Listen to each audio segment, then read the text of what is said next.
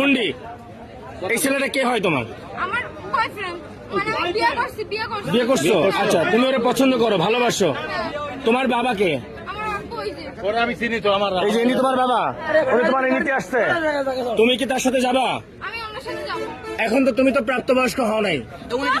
একটু দাঁড়াও, একটু ধৈর্য ধরো। আমি প্রাপ্তবয়স্ক হই না, আমার বিয়ে দেবে কেন? তো আপনি কি আপনার মেয়ে বিয়ে দিচ্ছেন? আমি বিয়ে দেওয়ার জন্য আমি ছেলেও আছে, বিয়ে না আপসে থাকবে আমার বাড়ি থাকবে।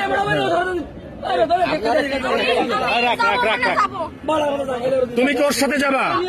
এখন তুমি তো প্রাপ্তবয়স্ক হও নাই। আমি ওর আব্বুর সাথে কথা বলছি। ও নাম্বার আমি তুমি ওর কপালে সিঁদুর দেওয়া আছে। আরে মুসলমান মুসলমান?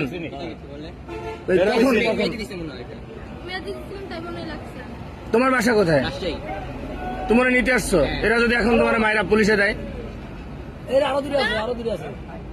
কি করবা? তুমি এত সাহস নিয়ে কিভাবে আসলে রাজশাহী থেকে এখানে? মেয়ে ফোন করিস এই জন্য এসে আমি বলছি বলেই তো আসছি।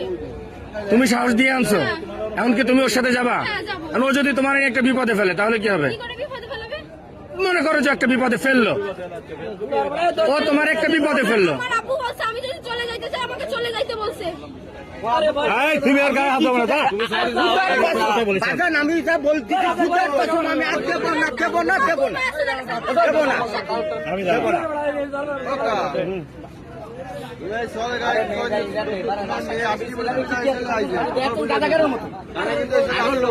আরো লোক আছে, একটা গুরু হচ্ছে সামনে, একটা হিন্দু মেয়ে, এর গুরু আছে। আমি আপনাদের আমরা সেই মায়ের আমি আটকাইছি।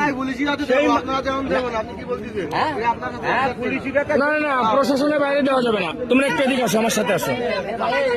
তোমরা একটু এদিকে আসো, এদিকে আসো। হ্যাঁ ভাই, এটা আমার একটু এদিকে আসো আমার সাথে। কেউ গায়ে হাত দেবে না, কেউ গায়ে হাত দেবে না, আমি তোমাকে বললাম। এদিকে আসো, আমার সাথে আসো। এদিকে আসো, এদিকে আসো।